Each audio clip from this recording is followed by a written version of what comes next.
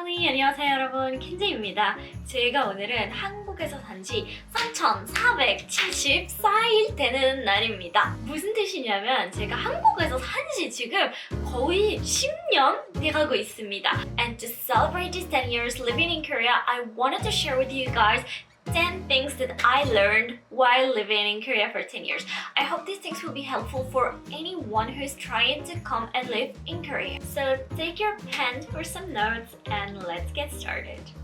첫 번째는 이거 한국뿐만 아니라 여러분 해외 나가서 사실 거면 언어를 무조건 배우셔야 합니다. If the country that you're going to is a non-speaking country, chances are that its people will not all be able to speak in English. So you have to learn their language and habits in order to survive there. Especially if you're not going to live in Seoul, it's gonna be really hard for you to find people who are gonna communicate with you in English. People here, especially older people, have a kind of fear for speaking English. They want to inside of them, yes. That's why they're spending a lot of money into sending their kids into hagwons and English academies. Still have that fear that they didn't overcome to speak English. 제가 식당 가거나 그럴 때 항상 알바생들이 저기 외국인 있는데 누가 갈 거냐, 영어 잘하는 사람이 여기 누가 있지? 한국어를 잘할 거라는 거를 생각을 못 하시고 다들 영어 하는 거에 대해서 조금 두려움이 있다고 저는 항상 생각을 했었어요. 제가 막상 한국어로 얘기하기 시작하면 그 걱정이 사라지고 다들 미소를 짓더라고요. 그래서 그때부터 알았죠. 한국에서는 정말 내가 한국어를 배우는 게 사람들이 더 편하구나. 내가 여기서 훨씬 더 편안하게 살 수 있구나라는 생각도 깨달았어요. On top of that, another reason why you have to learn the language is to be able to use all Korean digital services, from delivery applications, from online shopping to transportation. Like, you will find it really hard to use digital services in Korea if you're not speaking in Korean. There will be a lot of applications that will be having English translation, but they will be very limited, and you can get access to all benefits that Korean speakers will get access to.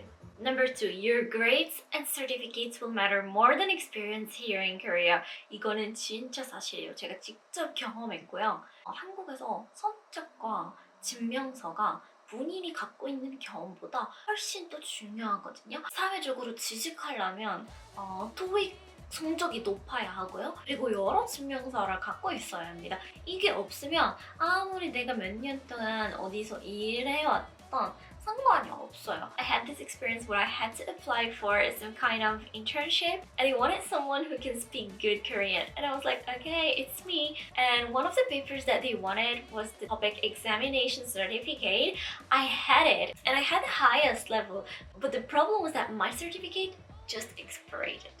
저번 주에 만료됐거든요. 그래서 거기서 돌아오는 말이 죄송해요. 어떻게 할 수가 없어요. 인터뷰라도 해주세요. 한국어 성적이 만료돼가지고 떨어지는 게 너무 억울하거든요. 근데 끝까지 저랑 한국어 인터뷰를 안 하시고 아예 처음부터 신청할 수가 없었거든요. If you want to live in Korea, you have to be, all of your certificates have to be updated. You have to pay attention to what kind of certificate companies want. And especially always have your language certificate updated. 세 번째, 한국 친구 만드는 거. 외국인들한테 한국에 살면서 가장 어려워하는 것 중에 하나가 뭐냐면 한국 친구 만드는 겁니다. 근데 불가능하지 않아요. It's not impossible. 한국 사람들은 친구를 어떻게 사귀냐면 여러 가지의 친구 부류가 있거든요. 첫 번째는 유치원이나 초등학교 친구. 이 사람들은 어떻게 보면은 평생의 친구예요. 그리고 두 번째는 대학 와서 나랑 같은 분기인 친구. 그 한국 친구들 중에도 대학 들어와서 이 친구 서클에 못 들어가는 친구들이 있거든요. 그 친구들은 이제 어떻게 하냐면 동아리에 들어가서 친구를 만들어요. 저는 그렇게 했어요. 3월에 학교를 들어가진 않았어요. 9월에 들어갔어요. 이미 학교 내에서 그 조직이 다 생겨버린 거예요. 그래서 제가 들어갈 곳이 없었어요. if you're a student in Korea, you really have to be very active, participate in a lot of activities, participate in a lot of groups, and of course you have to be speaking Korean really well, and in order for Korean people to call you into their groups and drag you in their groups. So yeah. Number 4, no matter how good you are, no matter how hard you try, at the end of the day, you will always be a foreigner. 지금 가족이랑 남편이랑 아니면 친구들이랑 있을 때 내가 외국인이라는 걸 거의 몰라요. 왜냐면 외국인처럼 대해주진 않으니까, 당연히. 근데 새로운 사람 만나면은 항상 깨닫게 돼요. 어디서 왔어? This is the very first question every Korean, even if you spend 20 years here, even if you spend 30 years here, whenever you're gonna meet a new person, they will ask you, oh, you're a foreigner, where are you from? Number 5, this is very important and you have to be really strong to overcome it. In Korea, beauty standards are strict and direct, and you will need to learn to love yourself the way you are. Otherwise, you'll just become a puppet of these standards.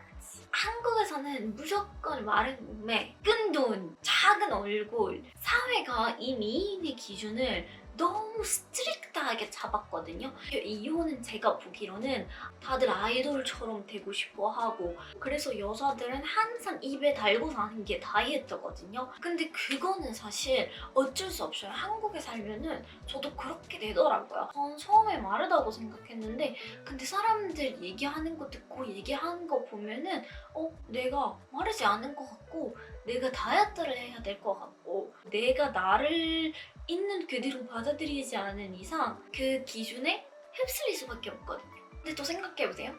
애들은 요즘 학교 졸업하자마자 필러 맞고, 보톡스 맞고, 서영하고, 다이어트까지 하고, 그런 거 보면은 정말 안타깝고, 물론 본인 관리가 중요하잖아요. 근데 그 관리라는 게 자연적으로 관리하면 얼마나 좋은데 빨리빨리 효과를 봐야 하기 때문에 자꾸 안 좋은 쪽으로, 그러다가 건강을 많이 해치게 되거든요. Number 6, you have to be comfortable being alone, hanging out with yourself, and eating alone. Korea is a very collective community. However, it is changing these days. However, you're gonna still find a lot of people who are gonna refuse eating by themselves, hanging out by themselves, and just stay alone at home because they don't have friends. And this is why Korea has a very high depression rate, because people who don't have friends are considered to be 왕타. And they can get bullied for that because they cannot accept it. So yeah, just remember at the end of the day that it's okay to eat by yourself. It's okay to eat alone. I'm seeing a lot of changes in the society, and I'm seeing more and more people embracing that, going by themselves, eating by themselves, and hanging out by themselves. So just take the courage and remember that you came alone to this country, so you're not expecting anything from anybody. Learn how to spend time with yourself and how to enjoy your own company. Number 7, as I told you before, people are gonna be staring at you just because you are a foreigner, so you have to be okay and comfortable with the fact that people are gonna stare at you. 특히 나이 많으시는 아저씨, 아줌마 분들은 계속 쳐다봐요. 처음에는 사실 기분 나빴죠. 왜냐면 저는 그냥 제 갈 길을 가고 있는데 너무나 많은 사람들이 쳐다보고 있기 때문에 불편해요. 그리고 여기는 오래 지내다 보니까 알게 됐죠. 이 사람들은 저를 나쁜 눈으로 쳐다보진 않고 정말 그냥 신기하니까, 아니면은 마음에 들었으니까, 아니면은 그냥 예쁘니까 보는 거예요. 그래서 저는 사고방식을 바꿔서 훨씬 더 편해요. 그래서 이제 사람들이 밖에서 저를 쳐다보면 그냥 웃어요. 그러면 똑같이 웃어줘요. 가끔씩 인사하기도 하고 안녕하세요 이러면서, 그리고 돌아오는 반응이 예쁘다 이러고 지나가시는 분들이 진짜 많거든요. 그래서 저는 그때부터 많이 편안해졌어요. 훨씬 더 행복해요, 속으로. Number 8, you learn how to say no, no, no, and no. This is something that I've learned from my Korean friends and I'm very thankful for. In my culture, saying no is considered to be very rude. I don't know about other people, but at least in my family where I grew up, saying no to your friends and family, especially someone that you love and care about, means that you're very rude. Do I have to please other people in order to survive here in Korea? Definitely not. You're gonna find yourself in a lot of situations where it's difficult to say no, especially if you're a student. you will be having a lot of 회식, which is like meeting where there's a lot of alcohol, drinks, and just people drinking the whole night. And if this is somewhere that you don't want to be at, you have to say no, not to find yourself spending the whole night somewhere where you don't want to spend that. You will find yourself getting a lot of requests from your 선배s, your seniors, asking you sometimes to do weird things, asking you sometimes to join them to very uncomfortable places. So you really need a strong personality and learn to say no. 아홉 번째, 한국은 빨리빨리의 나라이잖아요. That means you have to learn how to do your things faster. Otherwise, no one will be waiting for you. This was really hard for me because I used to have lunch with my professors. I had to throw more than half of it because I couldn't eat faster. 아직까지는 적응하기 힘든 것 중 하나가 밥 빨리빨리 먹는 거예요. 여러분 한국에서 잘 살려면 뭐든 빨리빨리 할 생각을 해야 합니다. So I had to train myself how to write faster and use digital tools to take notes. I had to learn how to eat faster. You have to be on time. Especially if you're gonna meet with people, you have to learn how to prepare yourself fast, how to get there on time, otherwise no one will be waiting for you. And lastly, number 10, culture difference is real. Asian culture, European culture, or American culture, or even African or my Moroccan culture are totally different. And the only way to make your place in such a culture is first to understand it and second to accept it. If somebody goes to your culture, in order for you to accept that person has to accept your culture and respect it. Do you agree with me? So that means that you have to do the same thing. In order to live in harmony with these people, you have to accept their cultures and respect it. And what Korean people hate the most is disrespecting their culture because they never asked you to come to their country. You made your choice to go to their culture. Therefore, you have to learn about it and you have to respect it. And guess what? When Korean people see that you're respecting it, trying your best to learn their culture, well, guess what? They will love you for that. They will respect you and they will try to be as kind as possible to you. Yeah, so I think these are the 10 most important things that I've learned while living in Korea for 10 years. And I think that everyone should know this before coming to Korea. If you have more questions, don't hesitate to leave me a comment.